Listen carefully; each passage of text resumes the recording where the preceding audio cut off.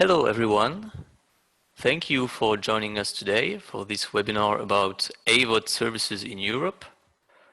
First of all, if you have any questions, feel free to use the Q&A button on Zoom and we will answer them at the end of this presentation. The slides and the recording will be published on our website in the webinar section. You will be able to download them from tomorrow. Let's begin with a few words about Dataxis.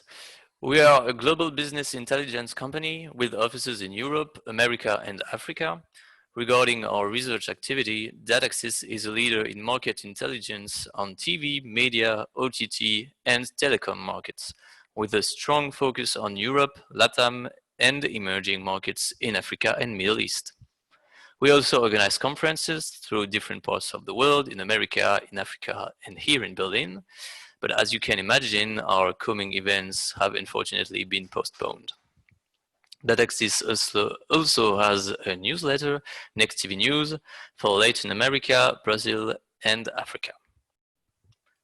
Furthermore, we recently launched a new data-on-demand service with dynamic reports on TV, OTT, and telecom markets by country.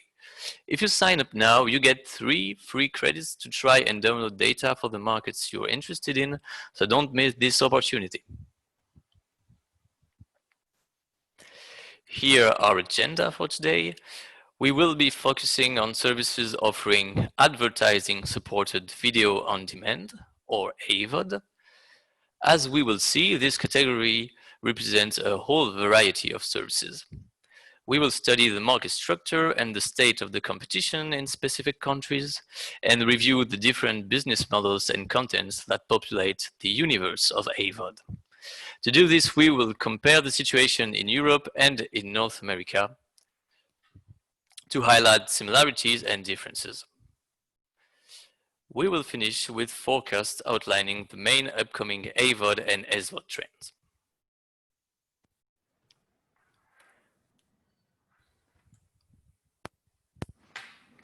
Good afternoon, ladies and gentlemen. We will start with a quick overview of the US market and how it has evolved over the years. As you can see from the graph below, advertising revenue generated by AVOD platforms in the US have significantly increased over the last 6 years. While global advertising expenses kept increasing, digital platforms have absorbed a more and more important share of the total, and this share is expected to increase even more in 2020 due to COVID-19 context and the launch of a major new player, Peacock from Comcast. But this global increase does not reflect the reality of a very concentrated market. And if you look closer at the advertising revenue growth in terms of audience year on year, you can see from the graph on the right that YouTube drives the majority of the uses every year, with more than 200 million active users every month in the US, while the other major players are far behind. The case of Facebook Watch is a bit particular, as the video player is integrated in an already very popular service, Facebook, leading to very high penetrations of Facebook Watch among Facebook users. But even if YouTube is still far ahead, few players have started to aggregate more and more users over the last 3 years. At the end of the first quarter of this year, Roku Channel, Tubi, Pluto TV, and Vudu had all more than 20 million active users.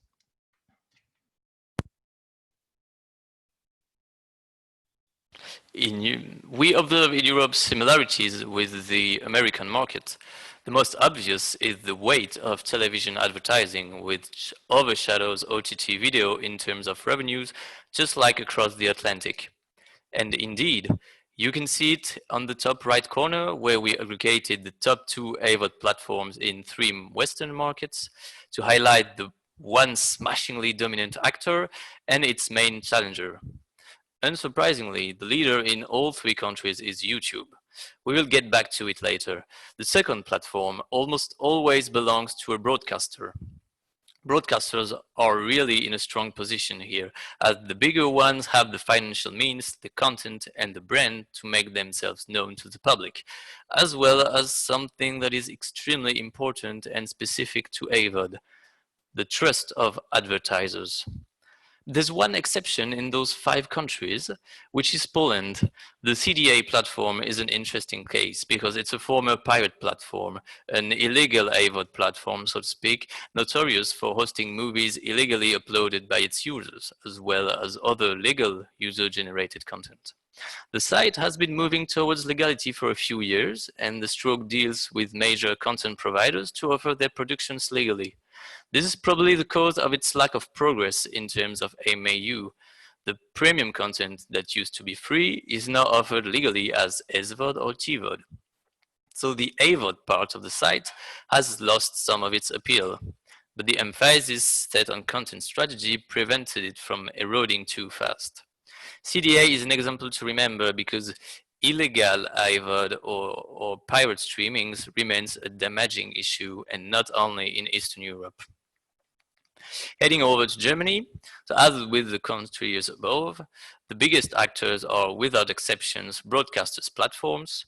We can notice the launch of Join at the end of 2019, which already managed to climb to the top 4, thanks in no small part to an efficient communication strategy.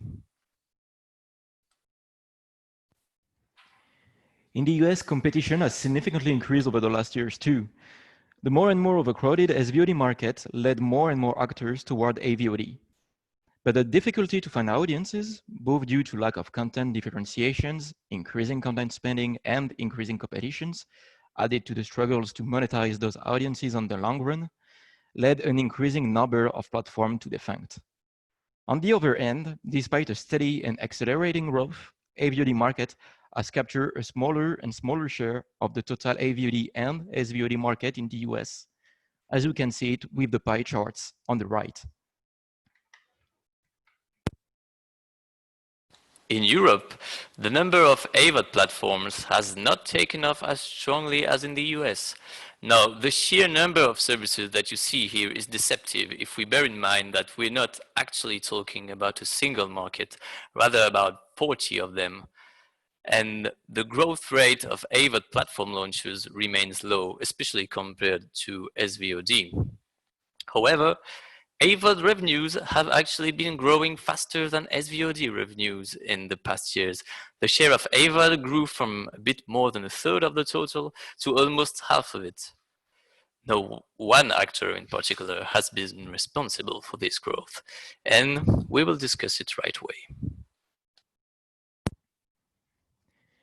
As being the historical player, YouTube still owns the major share of the AVOD market in the US, capturing more than 60% of the advertising revenues in 2019. This can be explained by several factors. First, YouTube has the highest number of monthly active users by far, as we saw previously, and being the major and only user-generated content platform among US platforms, ensured YouTube to build a closed ecosystem constantly fed with user content. This closed ecosystem is then a very attractive platform for advertisers. But as you can see on the graph on the left, YouTube share is declining at a faster and faster pace since 2017. This is due to several reasons. First of all, the arrival of new players able to aggregate significant number of people on a monthly basis, such as Pluto TV, Vudu, or Roku, who have been able to generate increasing advertising revenues year on year. On top of them, Hulu generated an estimated 8% revenue of the total AVOD market in 2019. Secondly, the decline of traditional TV market has led advertisers to find new formats to sell ads, following the consumer trend that was going digital. This trend is expected to accelerate even more this year due to COVID-19 context and the historical cord-cutting trend in the US. Finally, YouTube has experienced a slower and slower growth among its user base in the US due to the maturity of the service, which can be seen on the chart on the right with its penetration in Northern America. 2020 is then expected to be a strong year for other AVOD players with the launch of Peacock by Comcast and the consolidation of AVOD players in the context of COVID-19 and cord-cutting trend from the traditional pay TV market. If in North America, YouTube seems to have begun to reach a plateau, in Europe it's still far from it. Its penetration on total population has been quietly growing in Western Europe as well as in CE. Since internet penetration is lower in the East, we can safely assume that it has still room above for growth. And in Western Europe, YouTube is still gaining on its competitors, as we can see here. We selected here two markets, France and the UK. Now you surely remember a few minutes ago we saw that YouTube's market share of revenue in the US is declining, but it is contrary in our two examples here. In both countries, YouTube has been growing on a 5 year basis, but also yearly since 2017.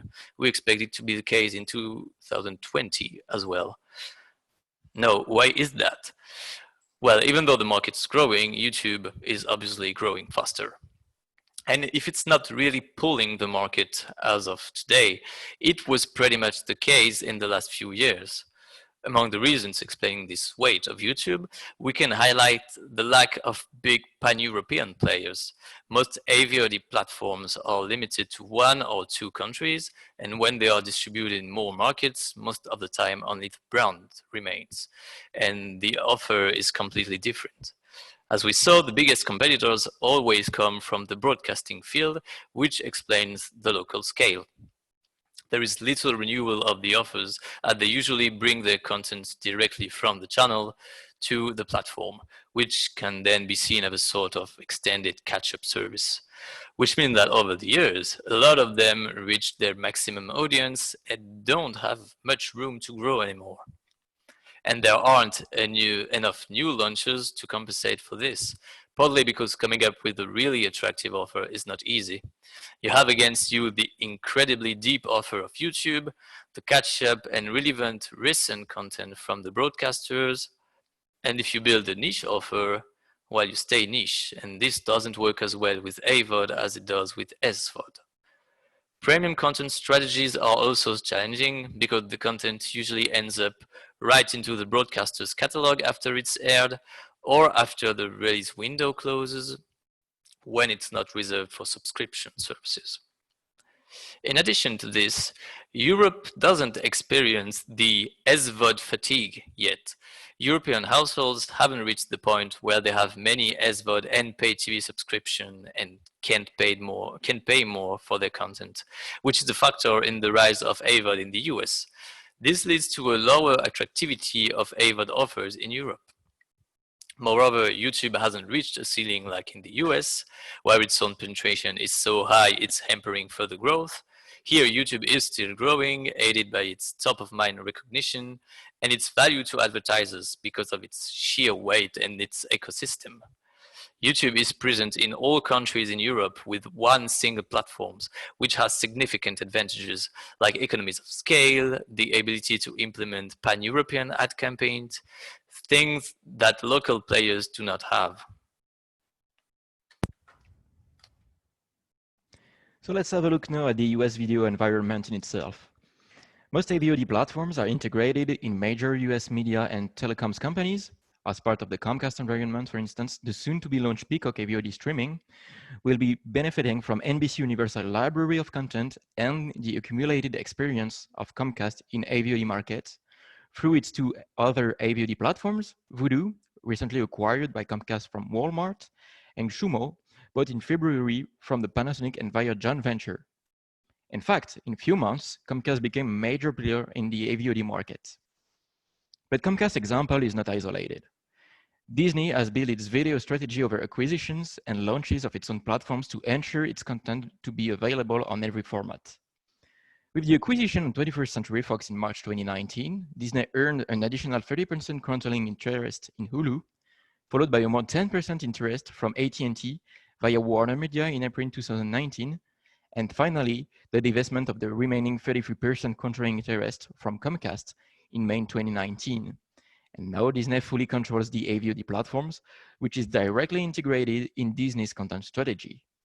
Finally, the launch of Disney Plus last November allowed Disney to spread its content on TV, theaters, and all kinds of video capabilities. But even if major actors tend to consolidate the group strategies through D2C acquisitions, they do not necessarily share the same strategy with their AVOD platforms when it comes to monetizations. The players in the Our European field are quite different from the American ones. As you can see, instead of major media groups and internet giants, we have a constellation of actors from different origins, with FTA broadcasters forming the majority of the platforms in these markets. Most major broadcasters have an offer, but it's rarely the same, which we'll discuss in the next slide. They compete with pure players, which usually are either international services backed by a solid group, like Pluto, Rakuten, or obviously YouTube, or small local platforms. For example, here CDA, which we mentioned earlier. As a third category here, we have media houses, which constitute a fraction of AVOD but are still part of this landscape. As an example here, the Swedish Aftonbladet and the Polish VOD.pl, both depending on news portals but offering original content and advertising. All the companies you see here are but a fraction of the European AVOD constellation. The content distributed includes fiction, factual entertainment, news, user-generated content. The diversity of actors is reflected in the diversity of business models and of content. But some platforms choose to offer all of their content for free, some of them do not, and among the latter, strategies and conditions vary widely, not only from one platform to another, but also from country to country. Best example of this is Gplay, which in some countries strictly advertising funded, and in other countries has a complementary paid offer. At the bottom of the slide are the websites which embrace the most the freemium model, in which some content is free as an incentive for the user to pay for added content or services. And in the middle is Dplay with its many monetization models, and YouTube, which does have a paid version, but it's really marginal.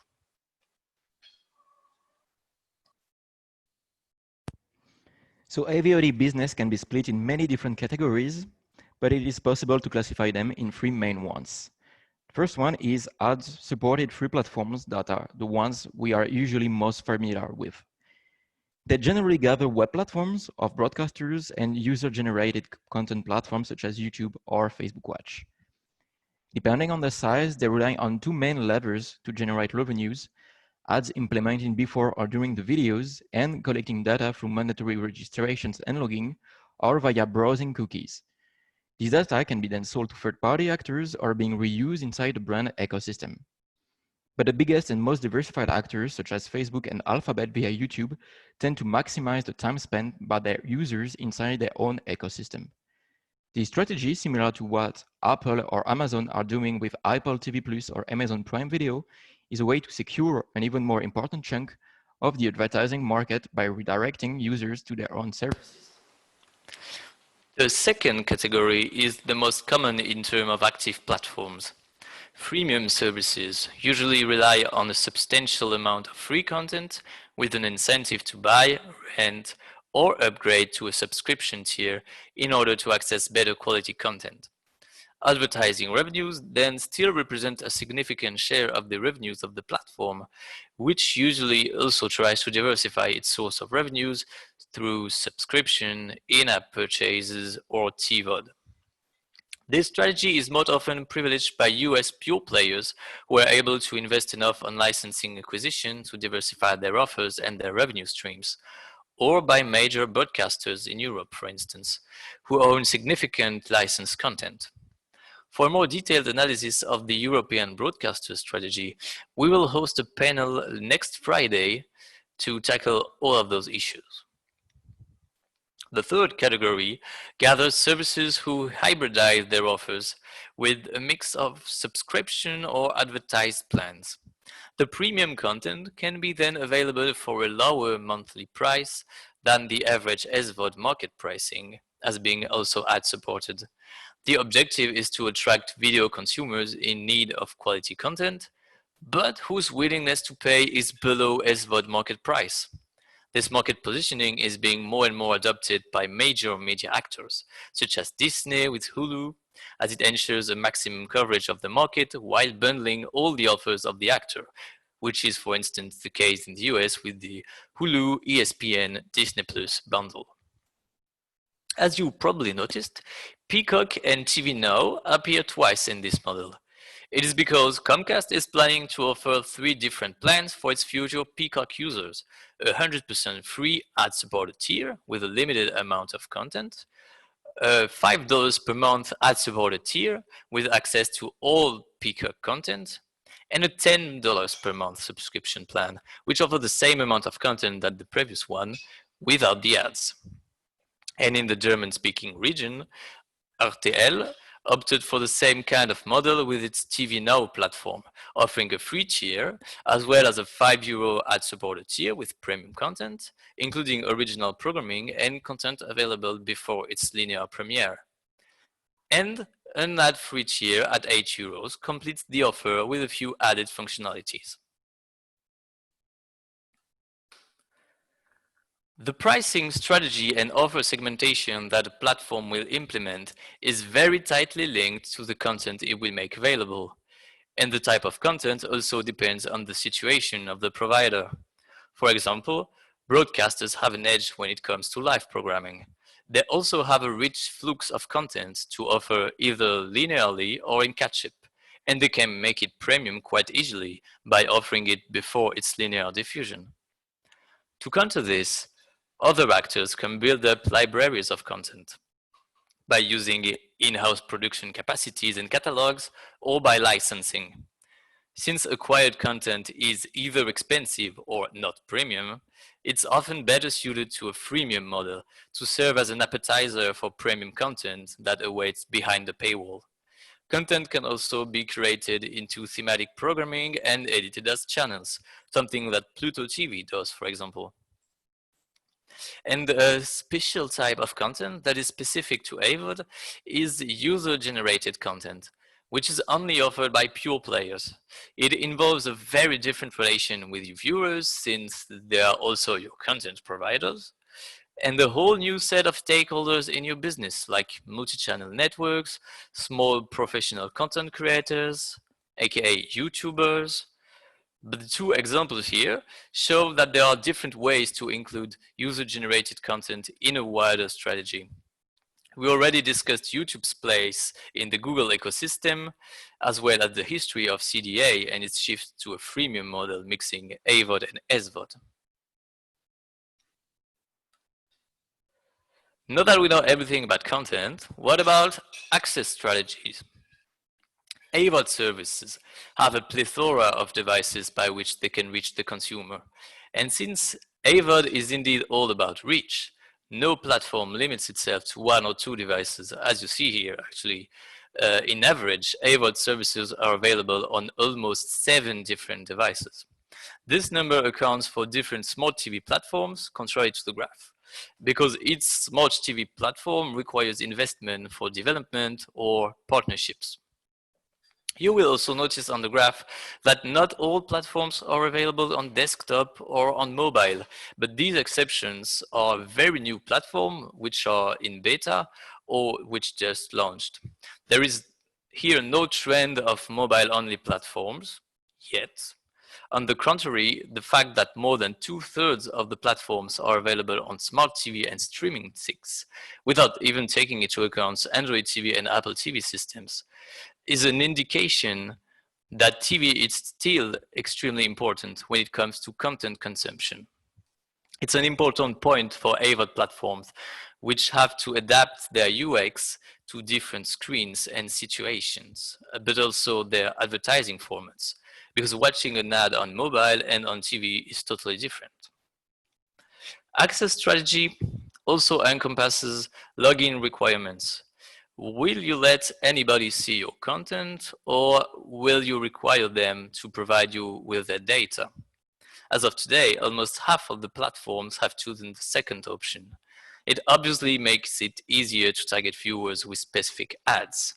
But having no mandatory registration eases the access for potential viewers.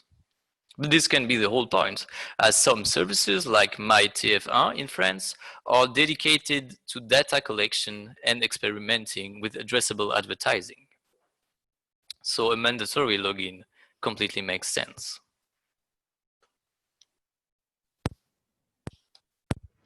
In the end, with the rise of new major players and the move toward digital from advertisers, US AVOD revenues are expected to more than double between 2019 and 2024.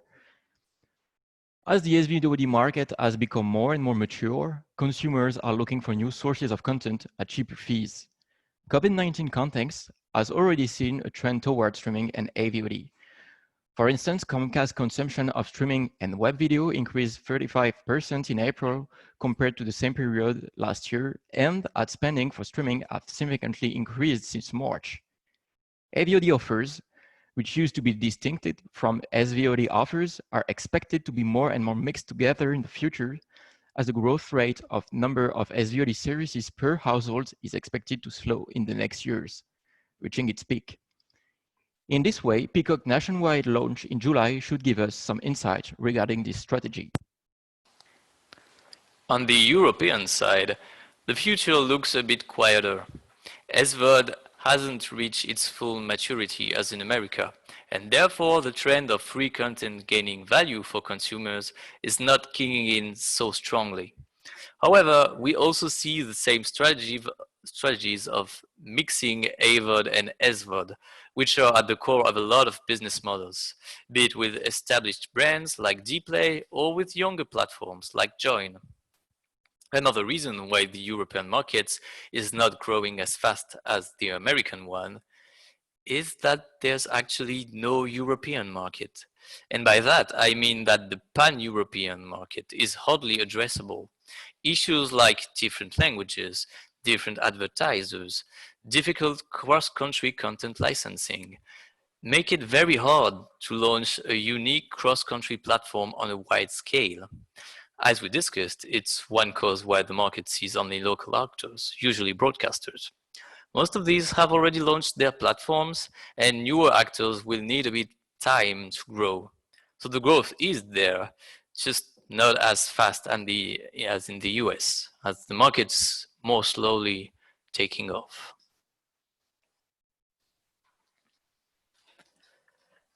Thank you very much for listening. We will now take a look at the questions in the Q&A box and answer them.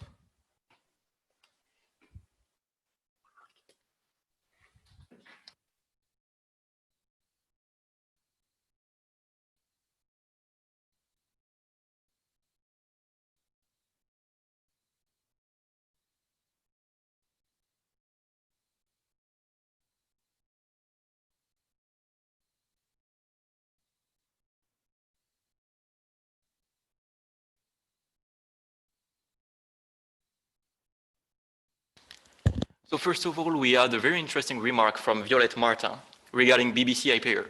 So in fact, BBC iPlayer is not a pure AVOD player as is not generating revenues from advertising. And this is a question we could ask when we talk about AVOD services. Should we just take a very restricted definition of what is an AVOD platform, for instance, just platforms that are generating advertising revenue through broadcasting videos? Or should we also incorporate platforms that are offering videos and generating a review somewhere else? For instance, public broadcasters that are broadcasting video through their web platforms could be in some extent considered as competitors to AVOD services because they're also generating viewers or allow their viewers to compete with other platforms. So for instance, players such as BBC iPlayers, France Télévisions in French, and other national broadcasters could be incorporated in a wider definition of what is an AVOD platform.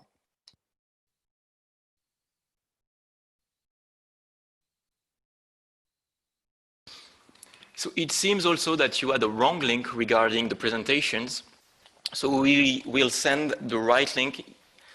And as you can see, there is our emails at the end of the presentation, which will also be broadcasted tomorrow. So if you have any question, feel free to send us emails and we will send you the right links.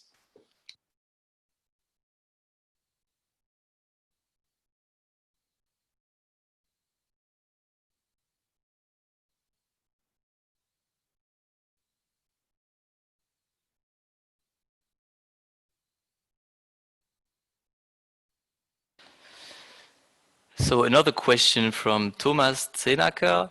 How do you see Salto doing in the coming years? Well, Salto is not actually an AVOD service, rather an SVOD service.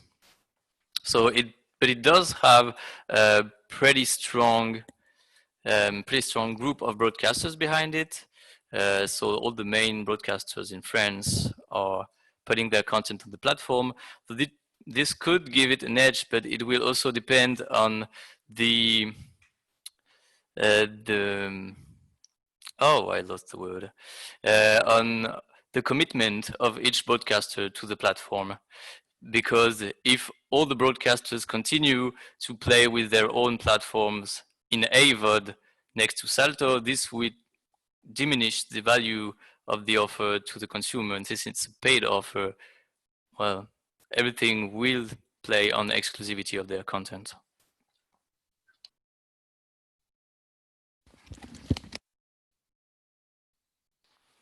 There's two other things we could add regarding Saltos, regarding the issues that kind of partnership could be as a challenge in the futures.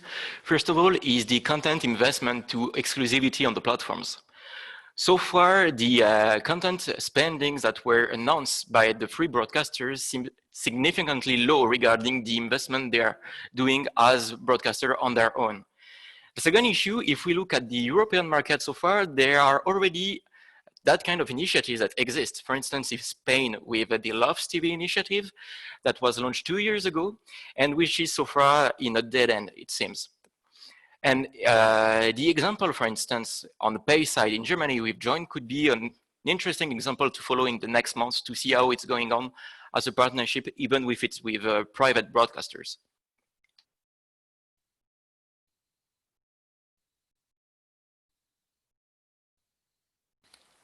So can we get the presentation over email as well? Yes, we will send you the presentation as email if you want, but please send us your email and we'll send you the presentations.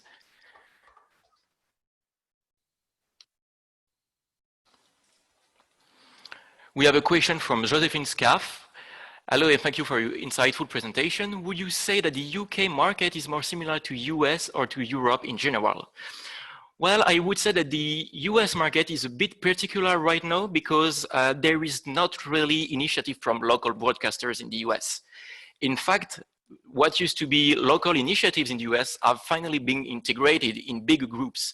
If you take Comcast or Disney, for instance, they have been aggregating a lot of few players those last years, and in that extent, we couldn't consider local players as independent anymore, which is not the case in Europe, even in the UK. So even if you take big players in UK or in Western Europe, they are more similar toward each other than they are to the US market. So if you want more insight regarding the European market, especially the broadcaster strategy, we will host a panel next Friday with the General Managing Director of Dplay, the Managing Director of NLZit, which is the main OTT platform in New Zealand, and the Head of Strategy of Address Media in Spain.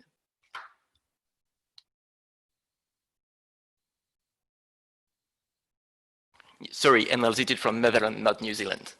We will stay in Europe.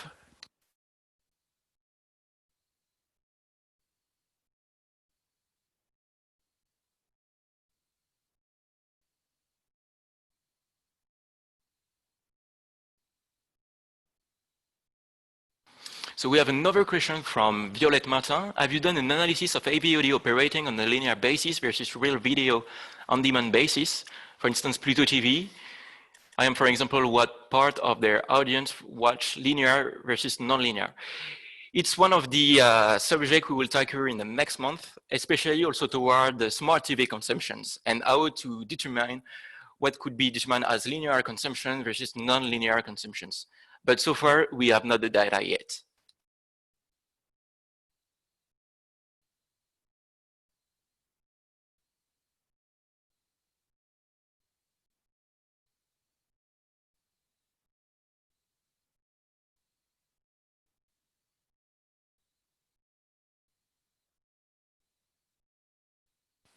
Well, if we answer all the questions from this webinar, we will close the presentation.